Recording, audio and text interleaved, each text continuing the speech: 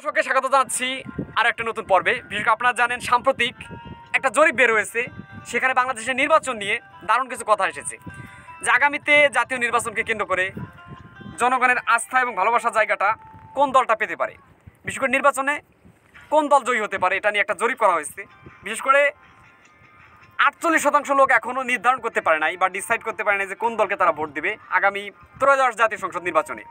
সেই দিক থেকে 12 থেকে 15% লোক মনে করে বা তারও কিছু বেশি লোক মনে করে তারা বিএনপিকে ভোট দেবে।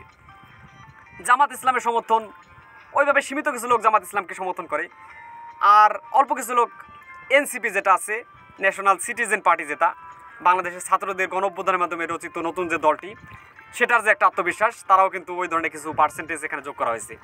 একই সাথে আপনাদের যে জিনিসটা বলি সেটা হচ্ছে আওয়ামী লীগের শতাংশ কিন্তু এখানে ধরা হয়েছে, যে আওয়ামী লীগ কতটা ভোট পাবে সেটাও কিন্তু এখানে অন্তর্ভুক্ত করা হয়েছে। আমরা গ্রামীণ পরিবেশে আছি, আপনাদেরকে ফাইনাল একটা জিনিস ডিসকাস করি, সেটা হচ্ছে এই ধরনের জরিপ কতটা কার্যকরী বা কতটা আদতে আগামী ত্রয়োদশ জাতীয় নির্বাচনকে কেন্দ্র করে ভূমিকা রাখতে পারে, এটা একটা দ্বিধাজনক বা সন্দেহের প্রশ্ন। তবে হ্যাঁ, আপনাদের এই জিনিসটা ক্লিয়ার করতে পারি যে আগামী নির্বাচনকে সামনে রেখে জনগণের যে অভিপ্রায়, বা ফেব্রুয়ারির শুরুতে নির্বাচন হয়ে যাবে বা রোজার আগে নির্বাচন দেওয়ার একটা অন্তর্ভুক্তিমূলক বা অংশগ্রহণমূলক নির্বাচন করার ইচ্ছা প্রকাশ করছে অন্তর্বর্তীকালীন সরকার, প্রফেসর মোহাম্মদ ইউনূসের সরকার, যেটা বিশেষ করে তারা কিন্তু আপ্রাণ প্রচেষ্টা থাকবে যে বাংলাদেশে একটা সঠিক এবং সুষ্ঠু ধারায় একটা গণতান্ত্রিক নির্বাচন অনুষ্ঠান আয়োজন করার জন্য। সেই দিক থেকে এই যে জরিপটা, এই জরিপটা আদতে কতটা সত্য সেটা বলে আজকের এপিসোডে শেষ করি।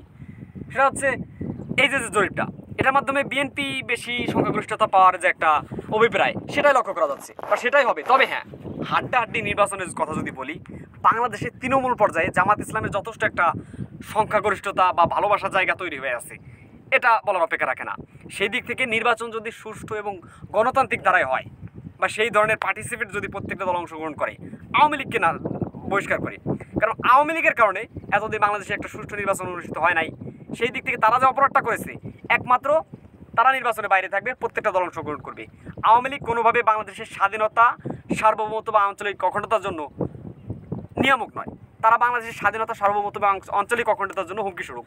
আর একটা গুরুত্বপূর্ণ তথ্য আপনাদেরকে দিয়ে রাখি, সেটা হচ্ছে আমাদের পার্শ্ববর্তী রাজ্য ভারতের কলকাতায় তারা কিন্তু বিভিন্ন কমিটি বা সংগঠনের মাধ্যমে কাজ শুরু করে দিয়েছে, মানে তারা কিন্তু ভারতকেন্দ্রিক একটা রাজনৈতিক দল, এটা বলার অপেক্ষা রাখে না।